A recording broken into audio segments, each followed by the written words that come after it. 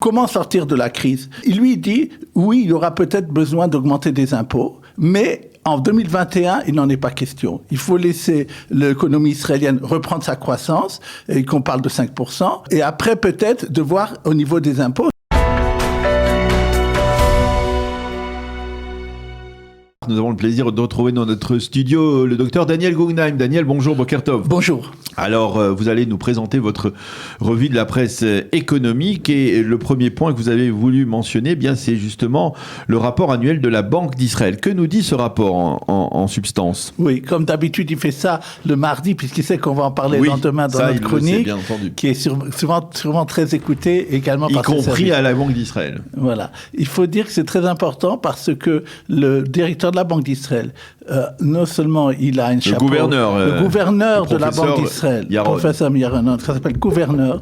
Non seulement il a le titre, il surveille les banques et il veille à la stabilité du marché financier des banques, mais surtout, il est aussi le conseiller économique du gouvernement statutairement. Et donc c'est intéressant, et il le fait au moment de son rapport annuel, de dire voici ce que je pense de la situation et ce qui va arriver, et voici ce que je conseille pour mieux s'en sortir.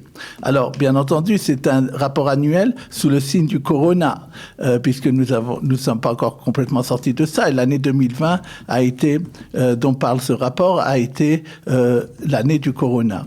Maintenant, la première chose qu'il dit, c'est la chose suivante. Le modèle qui a été fait en Israël du chômage partiel, ce qu'on appelle en Israël Chelat, a un inconvénient effectivement du fait que maintenant que la machine économique reprend, les gens ont beaucoup, on en a parlé plusieurs fois ici, ont l'intérêt, voire l'envie, ou pour plusieurs raisons, de ne pas vouloir reprendre un travail qui leur serait proposé jusqu'en juin où ce Chelat existe. On sait que c'est un véritable problème. Hein. Je crois qu'on ne parle pas assez de ce problème-là. Mais je vais vous donner un exemple vécu d'hier soir. J'ai voulu aller au restaurant avec mon épouse et bien dans un restaurant tout à fait normal, on m'a dit on ne peut pas vous servir parce qu'on n'a pas de serveur. Et j'ai dit mais pourquoi vous n'avez pas de serveur? Ils m'ont dit parce que les serveurs ne veulent pas travailler, parce qu'ils sont en congé payé et ils préfèrent rester dans leur situation de khalat plutôt que de reprendre le travail. Oui, il y a ça aussi, j'ai expliqué, c'est pas seulement ça, c'est des fois des gens qui ont pris d'autres serveurs, c'est pas obligatoirement le but d'une vie, et peut-être ils ont trouvé entre-temps des travaux, et peut-être ils se disent, le corona peut revenir, et les restaurants sont les premiers qui seront fermés. Il faut comprendre aussi l'autre côté. Le gouvernement de la Banque d'Israël, tout en montrant justement cet inconvénient, il n'a pas parlé de votre restaurant, de votre serveur, mais il sait que il sait que ça fait un problème, mais pourtant, il ne préconise pas un arrêt brutal en juin de ce mécanisme de chômage partiel, mais de le faire de façon lente pour permettre aux gens qui ne pourraient pas encore reprendre du travail, mais bien qu'ils cherchent, ne soient pas trop pénalisés. Donc ça c'est une bonne chose à le dire. C'est le premier titre de son rapport de lui. Concernant, il dit la chose suivante aussi. Comment sortir de la crise? Il lui dit, oui, il y aura peut-être besoin d'augmenter des impôts, mais en 2021, il n'en est pas question. Il faut laisser l'économie israélienne reprendre sa croissance, et qu'on parle de 5%, et après peut-être de voir au niveau des impôts, ça sera peut-être une des choses qu'il faudra faire, augmenter les impôts. Mais il ajoute tout de suite que l'augmentation de le déficit budgétaire d'Israël n'est pas quelque chose de catastrophique, et quelque chose qui est soutenable, et encore une fois, et que la croissance peut l'aider. C'est toujours quelque chose que je ne comprendrai pas. Il y a un an et un petit peu plus avant la crise, on parlait d'une catastrophe économique, et là maintenant on dit, on le trouve, le déficit budgétaire, même si c'est élargi, eh bien, c'est pas grave. Oui, c'est parce qu'on a une situation exceptionnelle. Il faut voir aussi ce qui se passe à l'international à ce niveau-là. Les États-Unis viennent de lancer un plan de trillions de dollars. Ce qui se passe à l'international, ça ne vient pas... Ça ne vient pas atténuer la problématique en Israël. Bien sûr que oui, parce que les gens qui vous prêtent de l'argent, ou les investisseurs dans le monde entier, ils regardent ce qui se passe partout. Et si Israël est beaucoup moins endetté qu'ailleurs, ça veut dire que ça marche mieux qu'ailleurs. Et on le sait qu'Israël va sortir plutôt du problème de santé pour l'instant, vu que ce qui s'est passé au niveau vaccinal. D'ailleurs, le FMI l'a dit hier, la croissance en Israël, elle a revu ses chiffres, sera de 1% plus de ce qu'elle a prévu. C'est important, puisque c'est le Fonds monétaire international qui le dit. Et Israël, bien sûr, aux États-Unis, elle parle de 6%, mais Israël est un des meilleurs pays où elle pense que la croissance va revenir. Elle s'aligne d'ailleurs aux estimations qui sont données par les chefs économiques ici. Une chose, qu'il dit la chose suivante, et ça, à mon avis, ça prête à discussion. Il y a, d'après la Banque d'Israël, une baisse de 33% des entreprises qui ont fait faillite cette année. Oui. On pensait qu'il y en aurait beaucoup plus. Et il dit, finalement, il y a eu 33% par rapport à l'année d'avant. Je crois que j'ai une réponse à ce parce que, en fait, chaque année, et le professeur Élise Brézis nous le disait même au début de la crise, chaque année, il y a des sociétés israéliennes qui font faillite parce qu'elles, on va dire, restons dans la restauration. Eh bien, il y a des restaurants qui se créent, mais qui tiennent pas le coup, qui sont pas gérables ou viables au niveau économique, et donc qui font faillite. Mais là, c'est une partie de ces restaurants ont été aidés par le gouvernement, et donc ils ne sont pas tombés. Alors, est-ce que cette explication vous plaît? La Banque d'Israël dit la chose, il dit comme vous. Il dit il appelle ça des zombies. Il dit qu'il y a beaucoup d'entreprises qui en mériteraient économiquement d'être fermées et qui l'ont pas fait parce qu'ils savent qu'en ne fermant pas leurs portes, ils reçoivent des subventions, ils n'ont pas besoin de payer les taxes foncières, etc. Maintenant, moi, finalement, il y a moins de malheureux qu'on pouvait l'imaginer, hein, parce qu'il y a beaucoup de gens qui, effectivement, ont vécu dans la difficulté, mais toutes les sociétés, toutes les entreprises, tous les restaurants ou les boutiques qui avaient déjà une certaine assise au niveau économique, en général, elle devrait bien se sortir de cette crise-là. Oui. J'ai raison de parler comme ça. Et je prends par exemple deux exemples que je vais vous donner. Vous avez parlé de la restauration ou de l'hôtellerie, c'est plus ou moins la même chose. Ça peut être, ils ont été souvent fermés cette année. En bourse, quelqu'un qui l'année dernière avait vendu au moment où les actions de l'hôtellerie, du secteur hôtellerie, comme Nisrotel et autres, qui sont cotées à la bourse, tombaient à cause de la crise. Mais s'ils avaient attendu, ils auraient gagné 300%. Ça veut dire que les gens pensent que vous voulez dire que ces secteurs qui ont été touchés vont pouvoir reprendre. Donc ça, c'est important. Et je voudrais donner un scoop d'ailleurs. Je fais une étude toujours sur les entreprises qui ont emprunté de l'argent sur le marché obligatoire en Israël, 170 à peu près que j'ai vu. Et ce que je peux vous dire, c'est que leur capacité de remboursement des dettes est meilleure même que celle de l'année dernière. Et donc, bien sûr, les profits ont baissé, c'est des problèmes comptables, mais je suis tout à fait d'accord avec ce que vous venez de dire, votre analyse.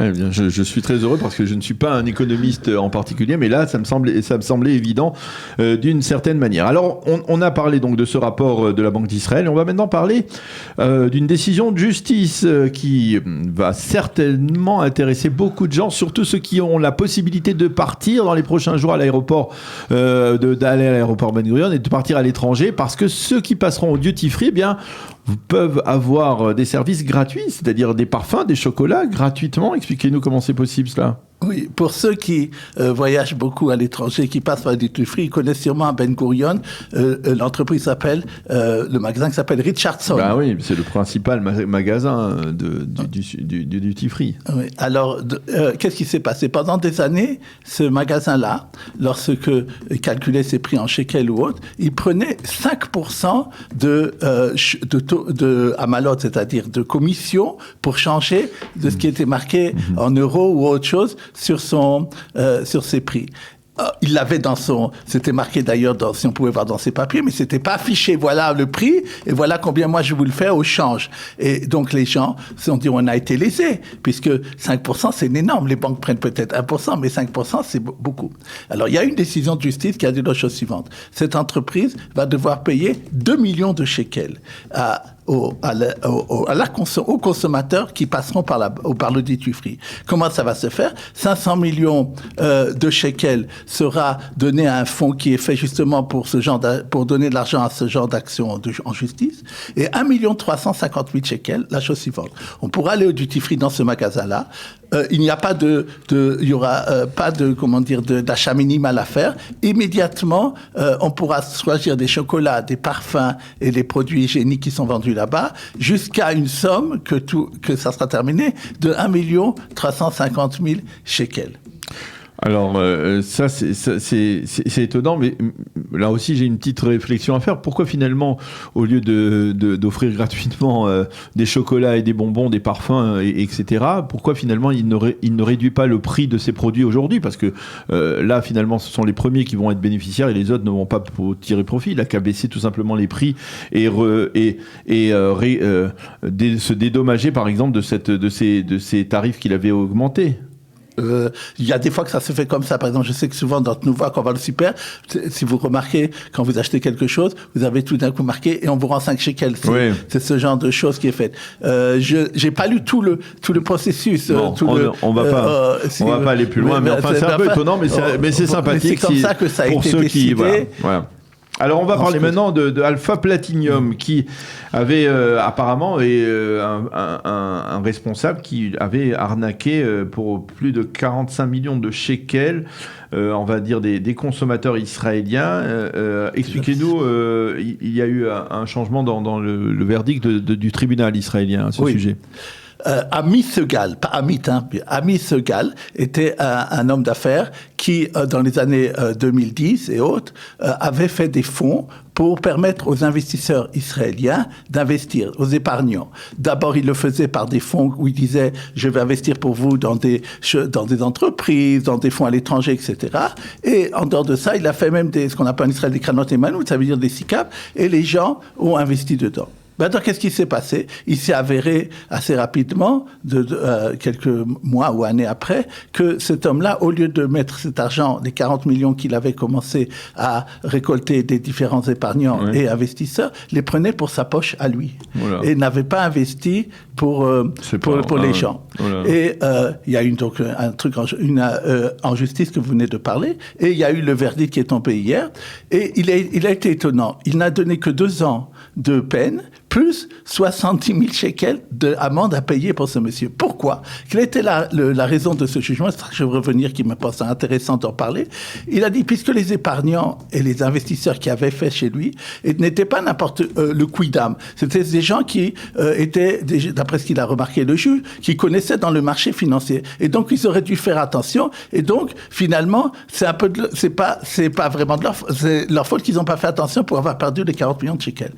Je pense, pas seulement moi, les analystes financiers, les journalistes qui ont vu ce verdict ont été étonnés. Parce qu'on peut connaître dans la gestion financière et dans savoir si l'entreprise est viable ou pas, ou vous êtes bien investi, mais on peut pas connaître dans l'escroquerie. Ce sont des choses que les investisseurs et les épargnants ne peuvent pas obligatoirement savoir, que les experts comptables ou autres, ou les organisations financières qui sont chargées de les contrôler, qui peuvent le vérifier. Et donc c'est très étonnant, et je pense que c'est un mauvais signe qu'on donne que, puisque ce sont des gens qui auraient dû faire attention parce qu'ils connaissaient dans le marché financier, alors on peut les escroquer. Et je crois que, je ne sais pas s'il y aura appel pour ça, mais je pense que c'était un accord entre ce qu'on appelle tioun. Ça veut dire, lui, il a reconnu les faits, il a dit qu'il était malheureux de ce qu'il avait fait, mais je crois pas que ça peut, je crois que la peine n'est pas assez lourde et n'est pas assez lourde pour le prochain, et on en voit sans arrêt des gens qui escroquent des gens, et donc ça fait, je crois il fallait le dire. Ok, alors on va terminer par une demande, une sollicitation d'un Olé Hadash. Expliquez-nous de quoi il s'agit pour des conseils concernant une mashkanta. Oui. Un prêt hypothécaire. Comme je le dis souvent, mais je vois cette chronique comme étant aussi le passage, la suite de parler de ce que les Oli me disent, parce que ça concerne lui et ça peut concerner les autres. Et j'ai donc été il y a quelques jours consulté, il m'a dit la chose suivante. Il avait acheté un appartement, je peux d'ailleurs le dire, à un promoteur qui s'appelle Usan, qui construit beaucoup, et c'était un truc sur plan. Il me dit, voilà, je voulais savoir maintenant j'ai donné des arts, et dans 1 an et demi, je donnerai, au moment où j'aurai l'appartement, je devrais avoir une mashkanta et donner le reste de la somme. Et je voulais commencer à réfléchir comment avoir des renseignements. Je lui dis, mais avant de voir l'écrit dans le mashkanta, d'abord c'est très dur maintenant de savoir ce qui va se passer dans 1 an et demi au niveau des prêts. Mais en plus de ça, vous avez acheté sur plan, est-ce que vous vous êtes renseigné si c'était un bon promoteur, etc. Et je regarde dans Internet et je vois que c'est un des 3 promoteurs qui avait interdiction de construire. Il a eu ce qu'on appelle Shlalat Rishayon par le ministère de l'Habitat, parce que la façon dont il construit, il y a des problèmes énormément de sécurité. Souvent, la presse en parle des gens qui meurent il y a des travaux qui sont faits dans des maisons et autres, et qu'on construit des maisons. Et donc, ils avaient décidé en 2019 de taper fort. Et 3 entreprises, parce qu'ils avaient fait, et c'est pas beaucoup de problèmes de sécurité dans leur chantier de travail, avaient décidé qu'ils n'auraient plus jamais le droit de construire. Maintenant, ils avaient dit que les projets déjà commencés pourraient être terminés, bien sûr, en vérifiant qu'il n'y ait pas de problème, pour justement éviter que les gens qui ont déjà acheté ne soient pénalisés. Cependant, ce que je lui ai dit, c'est qu'il faut vérifier que ce projet est bien dedans et il faut faire très attention quand on achète sur plan de voir qu'il peut y avoir des risques. Et comme je le dis souvent, Qualita a une organisation de Mitsui Ruyot, pareil à la Bloom, qui répond à tout ce genre de questions. Je pense que les gens, et c'est gratuit, les gens avant de prendre des grandes décisions, prennent un téléphone et on les adresse à des gens professionnels. Il y a beaucoup de choses gratuites ce matin dans votre revue de la presse économique et c'est un bon signe. Merci beaucoup, Dr Daniel Guggenheim, pour tous ces détails et pour cette revue de la presse économique. On vous retrouve mercredi prochain. Bonne journée.